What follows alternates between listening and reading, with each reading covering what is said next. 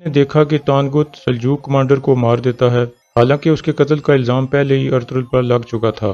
دوسری طرف قبیلے میں ٹویتیکن نے ارطغرل کو تلاش کرنے کے لیے اپنے سپاہیوں کو حکم دے دیا تھا۔ اس قسط کے آغاز میں حکیم ارتک اکیلے میں کرکت سردار سے ملاقات کرتا ہے اور کہتا ہے کہ دودرگا قبیلے میں آپ کا اثر و رسوخ دن بدن کم ہوتا جا رہا ہے۔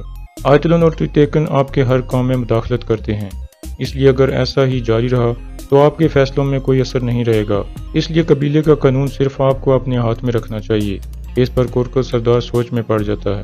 دوسری طرف کائی قبیلے کا سپاہی حائمہ خاتون سے خط لے کر سلطان علاء الدین کی طرف روانہ ہو جاتا ہے۔ اس دوران کوجا بش اور ٹویتیکن بھی اسے دیکھ لیتے ہیں۔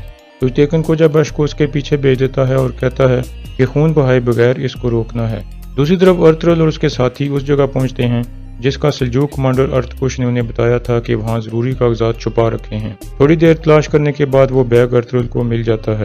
ارطغرل کہتا ہے کہ اس کی حفاظت کے لیے اگر ہمیں جان بھی دینی پڑی تو دے دیں گے۔ ادھر نویان کے ڈیرے پر تانگوت غائب ہو جاتا ہے۔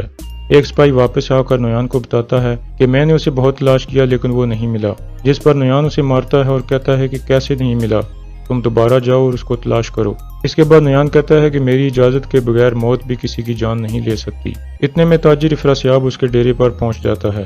نویان اس سے پوچھتا ہے کہ ارطغرل کی موت کا فیصلہ آنے کے بعد قبیلے والے ایک دوسرے کے خلاف ہو گئے ہوں گے۔ افراسیاب کہتا ہے کہ بالکل، اور گندوگدو ابھی ایک آخری کام کرنے والا ہے جس کے بعد آپ کی کامیابی نظر آ رہی ہے۔ اس کے بعد نویان حمزہ کو کہتا ہے کہ جاؤ اور تانگوت کو ڈھونڈ کر میرے پاس لے آؤ۔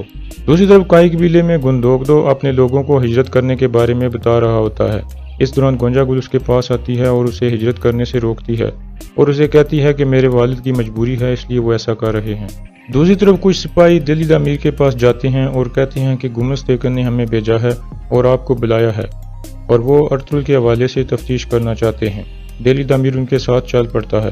اس دوران حلیمہ بھی یہ سب کچھ دیکھ رہی ہوتی ہے اور فوراً وہاں سے چلی جاتی ہے۔ وہ سپاہی دلی دامیر کو لے کر پنجرے میں قید کر دیتے ہیں۔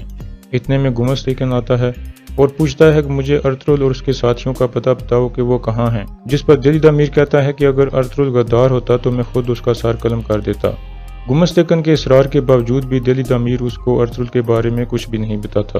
دوسری طرف دودرگا قبیلے کے کچھ سپاہی حلیمہ سلطان کا راستہ روک لیتے ہیں اور کہتے ہیں کہ گمس تیکن نے آپ کو بلایا ہے، جس پر حلیمہ سلطان ان کے ساتھ چل پڑتی ہے۔ اس دوران کائی قبیلے کا ایک سپاہی یہ سب دیکھ لیتا ہے اور فوراً حائمہ خاتون کی طرف دوڑتا ہے۔ حائمہ خاتون کو ایتلن بہانے سے اپنے ساتھ لے گئی تھی جہاں ایک قبیلے کی لڑکی کی شادی ہو رہی تھی۔ اتنے میں وہ سپاہی وہاں پہنچتا ہے اور حائمہ خاتون کو بتاتا ہے کہ دودرگا کے سپاہی دلی دامیر اور حلیمہ کو پکڑ کر لے گئے ہیں، جس پر حائمہ خاتون اسے کہتی ہیں کہ فوراً ہمارے سپاہیوں کو بلاؤ۔ دودرگا کے سپاہی حلیمہ کو لے کر پنجرے والے خیمے کے باہر پہنچتے ہیں تو اتنے میں حائمہ خاتون بھی اپنے سپاہیوں کے ساتھ وہاں آ جاتی ہیں اور انہیں رکنے کو کہتی ہیں اور کہتی ہیں کہ حلیمہ سلطان کو جانے دو، جس پر ایک سپاہی کہتا ہے کہ یہ گمس تیکن کا حکم ہے۔ یہ سن کر حائمہ خاتون فوراً اپنی تلوار نکالتی ہیں اور سپاہی کی گردن پر رکھ دیتی ہیں اور اسے کہتی ہیں کہ حلیمہ سلطان کو جانے دو ورنہ میں تمہارا خون بہا دوں گی۔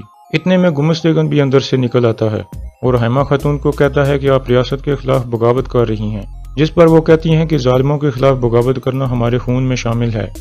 پھر وہ اپنی تلوار گمس تیکن کی طرف کرتی ہیں۔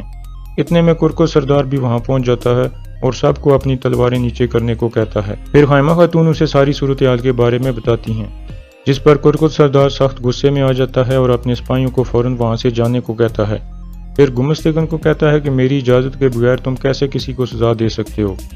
گمس تیکن کہتا ہے کہ حلیمہ سلطان چھپ کر ارطغرل سے ملتی ہے، جس پر کرکت سردار کہتا ہے کہ اگر ایسا ہے تو پھر بھی تم میری اجازت کے بغیر اس قبیلے میں کچھ بھی نہیں کر سکتے۔ اس کے بعد گمس تیکن کہتا ہے کہ حلیمہ سلطان نے سلطان علاء الدین کی طرف ایک خط بھیجا ہے جس میں اس نے ہماری شکایتیں لگائی ہیں۔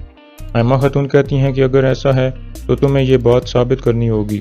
گمس تیکن کہتا ہے کہ اگر میں نے یہ ثابت کر دیا تو آپ ارطغرل اور حلیمہ سلطان کو اپنے ہاتھوں سے میرے حوالے کریں گی۔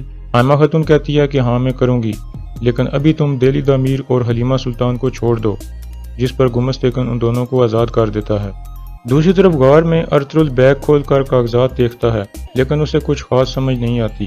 اتنے میں ابن العربی وہاں آ جاتے ہیں اور وہ کاغذات دیکھنے لگتے ہیں۔ وہ ارطغرل کو بتاتے ہیں کہ یہ نہایت ہی ضروری کاغذات ہیں۔ اس میں ارتکش صاحب نے منگولوں کے خلاف جنگ کے بارے میں منصوبہ بندی کی ہے اور اس میں لکھا ہے کہ جنگ کے وقت کون سے قبیلے کو کتنے سپاہی دیے جائیں گے اور منگولوں کے خلاف کون سا راستہ اختیار کیا جائے گا۔ इसके अलावा सुंगर तेकन के बारे में ये लिखा है कि वो ओगेडे को मारने के बाद जल्द वापस आ जाएगा, जिस पर अर्तुल खुश हो जाता है। दूसरी तरफ गुमस तेकन आयतुलन को कहता है कि कुरकुत हमारे मकसद में रुकावट बन रहा है, इसलिए जब मैं तुम्हें कहूँ इसको ख़त्म कर देना।